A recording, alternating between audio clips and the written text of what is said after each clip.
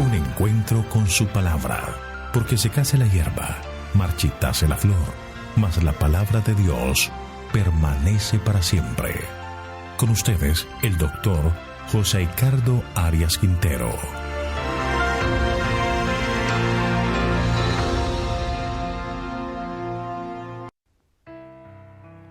Hoy estudiaremos Jueces capítulo 2, el ángel de Jehová en Boquim. Este capítulo en particular señala las consecuencias de la desobediencia a la orden que dio el Señor, que debían expulsar de la tierra de Canaán a todos los habitantes paganos e idólatras. El Señor advirtió por medio de Moisés, y aparece en Éxodo 34:12. Éxodo 34:12 dice: guárdate de hacer alianza con los habitantes de la tierra donde has de entrar, para que no sean una trampa en medio de ti. Es decir, estas eran medidas preventivas para que Israel no se alejara de Dios. Sigamos leyendo el mismo texto, pero ahora los versículos 15 y 16. Por tanto, no harás alianza con los habitantes de aquella tierra, no sea que cuando se prostituyan siguiendo a sus dioses y le ofrezcan sacrificios, te inviten y comas de sus sacrificios, o que tomen de sus hijas para tus hijos, y al prostituirse ellas tras sus dioses, hagan que tus hijos se prostituyan también, yendo tras los dioses de ellas. Dios quería que su pueblo fuera un testimonio vivo al mundo de la adoración al verdadero Dios. Para ello no debían permitir que las influencias del mal lo apartaran del camino. Por eso les pidió que expulsaran a todos los habitantes de Canaán, pero ellos no obedecieron. Y este es el tema del capítulo, que lo estudiaremos por secciones. La primera sección serán los versículos 1 al 5, que es la aparición del ángel de Jehová con un mensaje especial. Miremos, por favor, para nuestro entendimiento, vamos entonces a leerlo de la siguiente manera. Leamos el versículo 1. El ángel de Jehová subió de Gilgal a Boquim y dijo: yo os saqué de Egipto y os he traído a la tierra que prometí a vuestros padres, cuando les dije: no invalidaré jamás mi pacto con vosotros. Los primeros 5 versículos de este capítulo comprenden o corresponden en verdad al capítulo número 1. Sirven para terminar debidamente el relato registrado en este capítulo de la conquista de los israelitas y su establecimiento en la tierra de Canaán. Aquí el autor le explica la razón por la cual el pueblo escogido no pudo completar la conquista del país. Aquí se expresa un reproche de parte de Dios por las consecuencias de sus malas decisiones. Lo primero que vamos a entender es quién es el ángel de Jehová. En este pasaje es difícil determinar a quién se refiere el autor, ya que el término ángel significa mensajero o enviado, y algunos han llegado a afirmar que se refiere de pronto a algún profeta en particular. Pero esta referencia al ángel del Señor en algunos casos se refiere al Señor mismo. Veamos el siguiente ejemplo. Éxodo capítulo 20, versículo 20. Yo envío a mi ángel delante de ti para que te guarde en el camino y te introduzca en el lugar que yo he preparado. Ahora, una referencia de quién es el que guiará al pueblo en el desierto a la tierra prometida la encontramos en el versículo 23. Mi ángel irá delante de ti y te llevaré a la tierra del amorreo, del eteo, del fereceo, del cananeo, del heveo, del jebuseo, a los cuales yo haré destruir. Así que el ángel del Señor es quien los va a introducir en la tierra prometida. Ahora, vayamos a Éxodo 33:2. Dice: yo enviaré delante de ti el ángel y echaré fuera el cananeo, el amorreo, al eteo, al fereceo, al heveo y al jebuseo. Así que es el ángel del Señor quien guía al pueblo y quien le da la libertad y que lo introduce en la tierra prometida. Este ángel es conocido como el ángel del pacto en Malaquías 3:1. Leamos: yo envío mi mensajero para que prepare el camino delante de mí. y vendrá súbitamente a su templo el Señor a quien vosotros buscáis, y el ángel del pacto a quien deseáis vosotros, ya viene, ha dicho Jehová de los ejércitos. Así que este ángel del pacto se entiende que es Cristo. Elena de White comenta en la experiencia de Moisés con la zarza ardiente lo siguiente: se le amonestó que no se acercase irreverentemente. Quita tus zapatos de tus pies, porque el lugar en que tú estás, tierra santa es. Yo soy el Dios de tu padre, Dios de Abraham, Dios de Isaac y Dios de Jacob. Era él que, como un ángel del pacto, se había revelado a los padres en épocas pasadas. Libro Patriarcas y Profetas, página 256. Este ángel del pacto era el mismo que habló con Moisés en la zarza ardiendo, y entendemos que era Jesús. Además, comentando el texto de Éxodo, donde dice que el ángel del Señor guiará a Israel, ella afirma lo siguiente: durante todo el peregrinaje de Israel, Cristo, desde la columna de nube y fuego, fue su guía.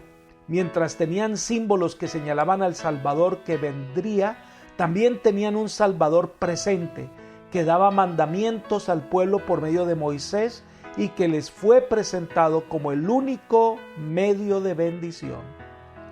Libro Patriarcas y Profetas, ahora la página 320. Así que podemos concluir que el ángel de Jehová que apareció a Israel no es otro que Cristo mismo. Algo muy especial es que el lugar donde aparece el ángel es Gilgal, una ciudad que había servido como centro provisional de las actividades de las tribus. Y fue aquí donde el misterioso príncipe del ejército se le apareció a Josué. Y sabemos que fue el mismo Jesús. Ahora, un mensajero de parte del Señor que sube de Gilgal viene con un mensaje para el pueblo de Israel. Yo os saqué de Egipto y os he traído a la tierra que prometí a vuestros padres cuando les dije: no invalidaré jamás mi pacto con vosotros. Ahí entendemos que el Señor es fiel a sus promesas. El Señor le ha cumplido a Israel de establecerlos en la tierra prometida. Entonces viene la condición por la cual el Señor les dio la tierra y el reproche por no obedecer. Leamos el versículo 2. Con tal que no hagáis pacto con los habitantes de esta tierra, cuyos altares debéis derribar, pero vosotros no atendisteis a mi voz. ¿Por qué habéis hecho esto? El primer capítulo de Jueces nos muestra que los israelitas habían concertado muchas alianzas con los paganos en Palestina. Quizás ellos pensaron que como no podían sacarlos de la tierra, pues era mejor concertar con ellos. Pero el problema es que eso implicaba que los altares de adoración de los falsos dioses no fueran desarraigados de la tierra prometida. Estas relaciones sociales llevaron al pueblo a participar de las festividades en torno a esos altares, a esos árboles sagrados, a esas columnas levantadas por los paganos. Esto llevó a que la idolatría se esparciera por todo Israel.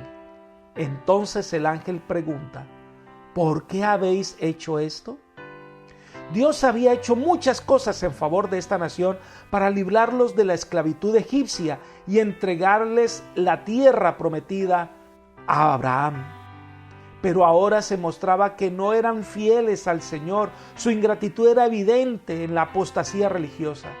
Israel había desobedecido abiertamente en cosas que Dios había ordenado específicamente que deberían haber hecho. Habían quebrantado el pacto y por lo tanto Dios no podía cumplir su parte del pacto.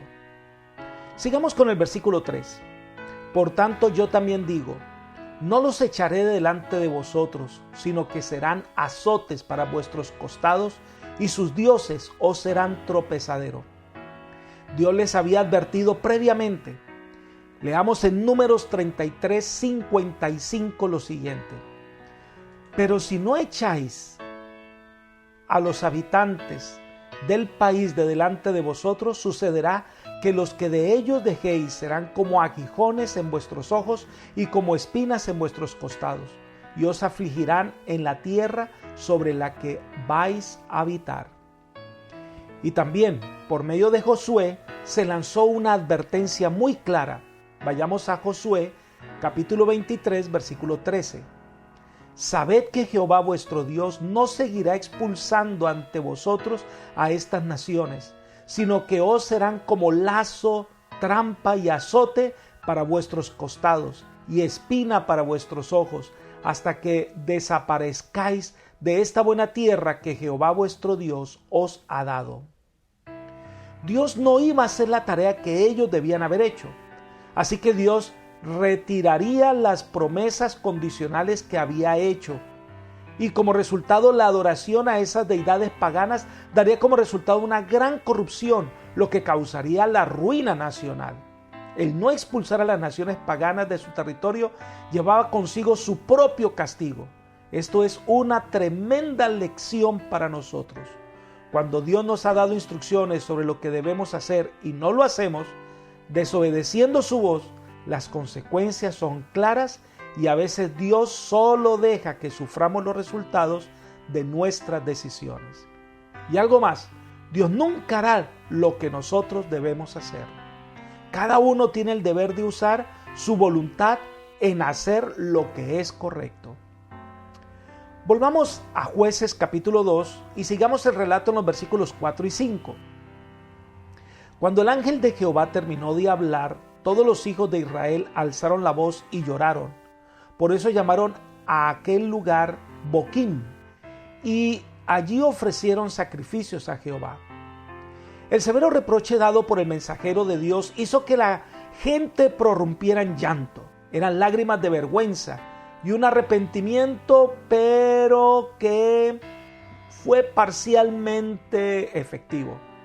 El nombre de Boquim sería un recuerdo de ese momento, pero lamentablemente no hubo un cambio profundo. Es un monumento de recuerdo, pero que no llevó al pueblo a un verdadero cambio. Hay muchos que se compungen hoy cuando se predica del arrepentimiento, pero se endurecen nuevamente antes que puedan ser moldeados para recibir una nueva forma de vida. Y tan rápidamente pasa el momento que vuelven a sus malos caminos. La palabra de Dios tiene poder para conmover, para transformar los corazones. Es cierto que eso nos lleva a llorar por nuestras equivocaciones y pecados cometidos que fueron ofensivos al Señor. Pero esto debe llevarnos a un profundo arrepentimiento, y ese profundo arrepentimiento el Señor nos da perdón y Él transforma nuestra vida. De allí debemos seguir a una obediencia cabal a las indicaciones que el Señor nos ha dado. En la siguiente sección de este capítulo 2 de Jueces, el autor, antes de la narración de las vaivenes de la historia de opresión y liberación, liga su relato al libro de Josué. Hace una recapitulación en el cual continúa narrando desde el momento de la muerte de Josué y se da un breve dato histórico de lo que ocurrió antes de lo que había pasado en Boquim. El autor presenta el marco histórico que explica la razón por la cual Dios suscitó a los jueces.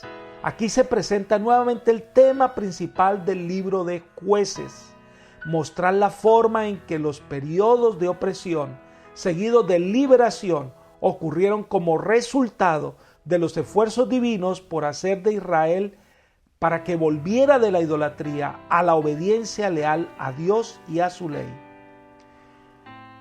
Vamos a leer los versículos 6 al 10, pero lo vamos a dividir en secciones. Comencemos con los versículos 6 y 7. Cuando Josué se despidió del pueblo, los hijos de Israel se fueron a tomar posesión, cada uno de su heredad.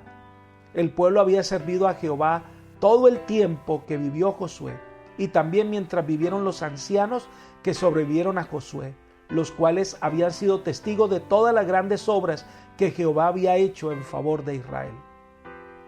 En esta sección nos habla de la tremenda influencia que un líder como Josué ejerció sobre el pueblo de Israel. El recuerdo de las grandiosas intervenciones divinas en su favor mantuvo por un tiempo a los israelitas leales a su fe. No solo ante un hombre como Josué, un hombre piadoso que inspiró al pueblo a la lealtad, sino también ante hombres llamados ancianos, que aunque no se dan sus nombres, fueron hombres que mantuvieron en alto las verdades y las enseñanzas de Dios. Estos ancianos tenían autoridad oficial en asuntos sociales y religiosos, y su tarea era mantener la lealtad a las costumbres y a la religión. Esto nos enseña que no solo es necesario hombres como Josué, sino que también se necesitan, además de líderes de renombre y grandes, hombres fieles que como subalternos también puedan moldear las normas de una vida religiosa conforme a lo que Dios desea. Pero sigamos en los versículos 8 al 10. Dice: pero murió Josué, hijo de Nun, siervo de Jehová, a la edad de 110 años.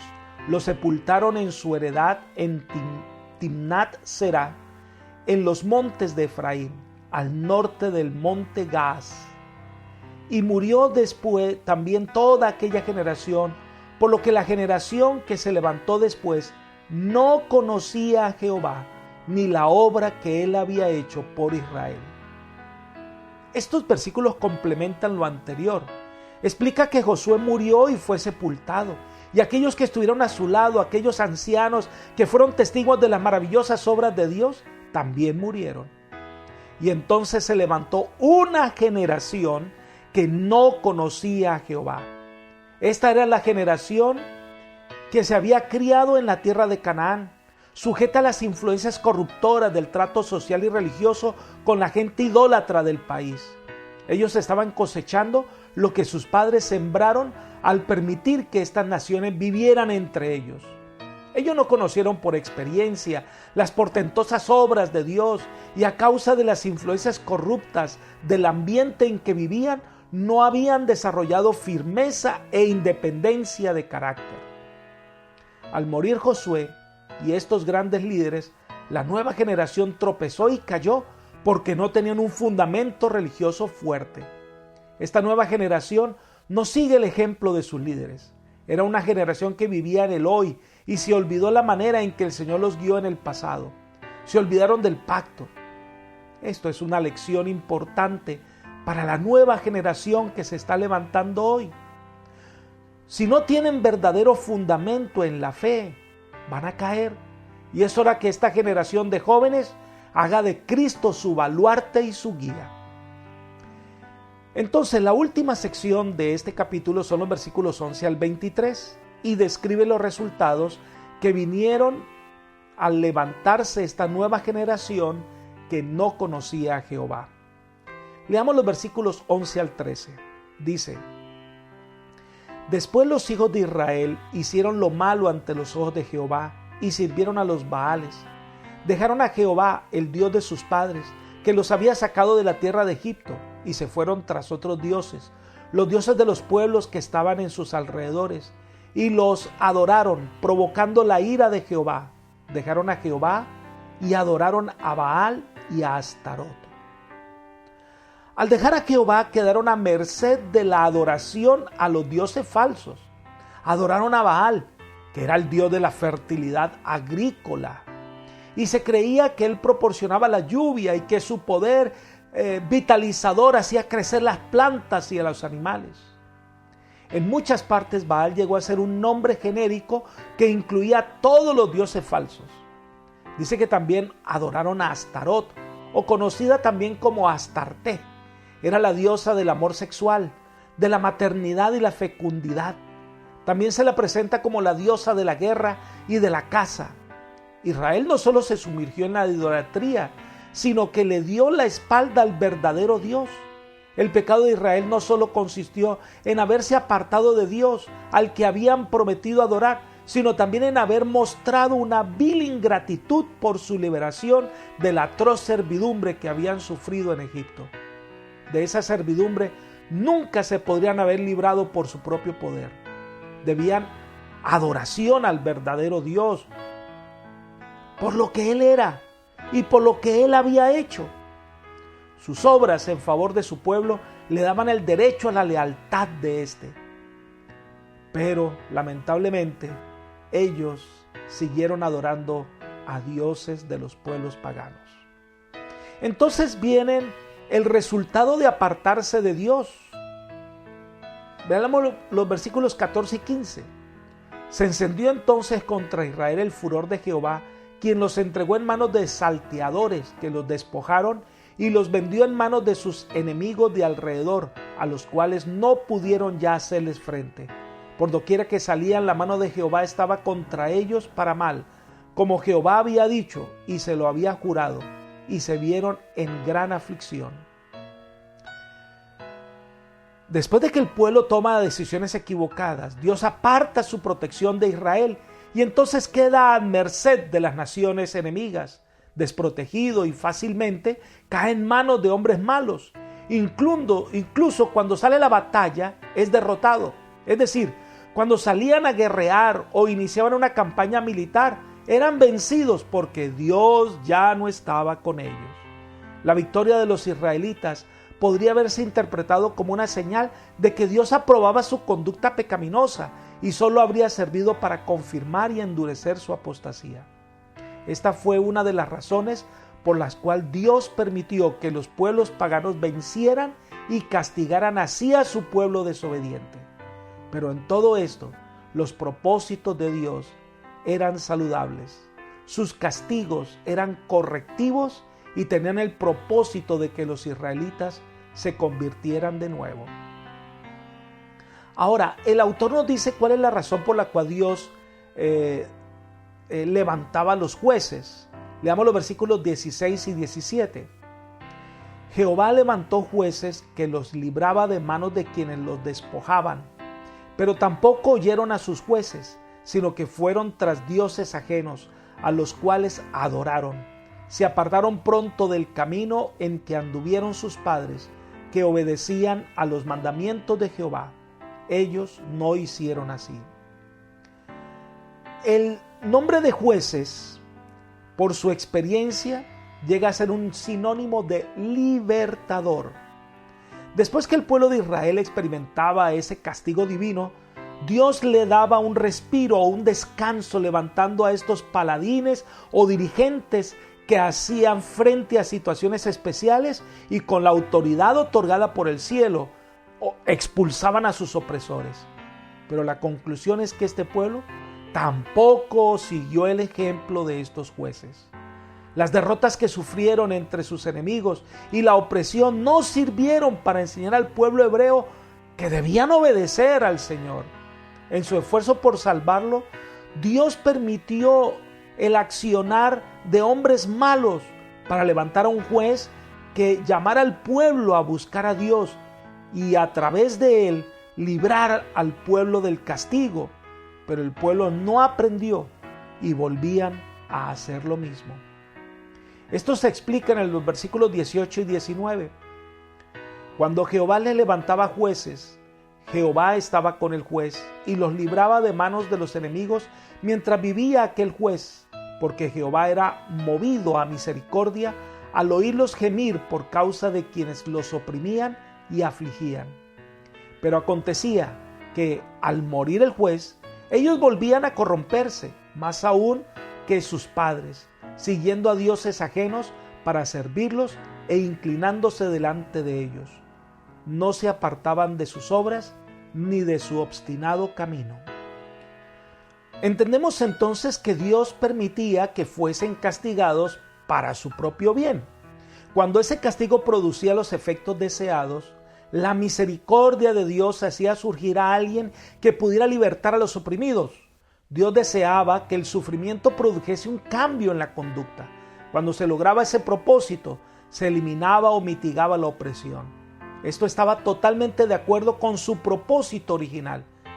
Pero, ¿qué pasaba al morir el juez? Volvían a sus malos caminos. Dios permitía la opresión y las dificultades para que el pueblo entendiera que ese no era el camino y se volviera a Dios. Cuando clamaban a Dios, Dios les enviaba un juez.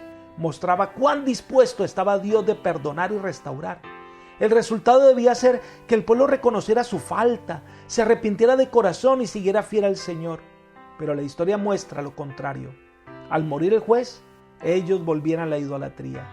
Con esto demostraban que no estaban dispuestos a cambiar su forma de vida.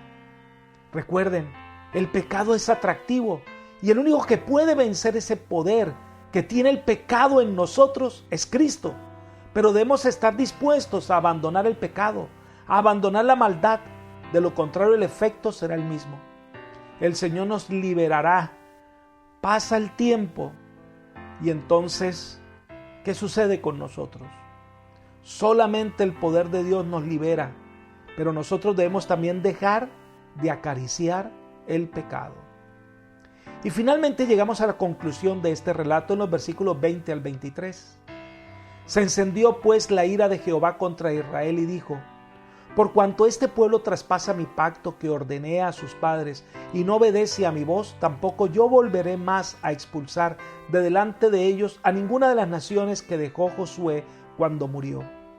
Así quería probar a Israel si procuraban o no seguir el camino de Jehová andando en él, como lo siguieron sus padres. Por esto dejó Jehová a aquellas naciones sin expulsarlas de una vez y no las entregó en manos de Josué. El propósito de este pasaje es describir el repudio que Dios siente por el pecado. Ahora, la ira de Dios no proviene del impulso, sino del aborrecimiento que Dios tiene para con el mal debido a su santidad. El desagrado divino tenía amplios motivos. Por cuanto el pueblo de Israel había participado en la ceremonia del pacto en el Sinaí y había acordado atenerse a ese pacto, se le imponían obligaciones que equivalían a mandatos.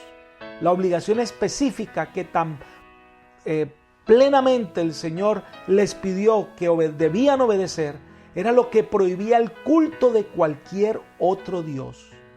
Dios entonces sentencia que no va a expulsar a estas naciones de la tierra de Canaán. Las únicas victorias que Israel puede lograr es con la ayuda de Dios. Sin su ayuda, nada pueden hacer. Y al dejar estas naciones, lo hace para enseñarle a Israel que el camino de la apostasía no lleva a ningún fin deseable. Por medio de las aflicciones, Dios procuraba que su pueblo se volviese a Él. A veces, mis hermanos, los obstáculos son necesarios para el desarrollo de nuestro carácter. Era necesario que los israelitas aprendieran a llevar una vida santa en medio de un ambiente corrupto. Esto los llevaría a desarrollar una verdadera fe en Dios. Apreciado amigo y hermano, este capítulo nos enseña que cada vez tenemos que aprender de la historia pasada, de la manera en que Dios ha guiado, ha perdonado y ha salvado. Nunca debemos pasar por alto las grandes lecciones de fe que el Señor nos ha dado. Por otra parte, la obediencia a Dios debe ser plena. Una obediencia a medias puede implicar un riesgo para nuestra fe. Y por último, debemos aprender a desarraigar con el poder de Dios el pecado, los hábitos o las costumbres que nos alejan de Dios. Solo el poder de Dios puede traer la victoria sobre nuestra vida. Por eso te invito a confiar en Dios, a dejarte guiar por Él y a buscar al Señor de corazón. Que el Señor te bendiga hoy y te guíe todo el día. Es mi oración por ti. Amén.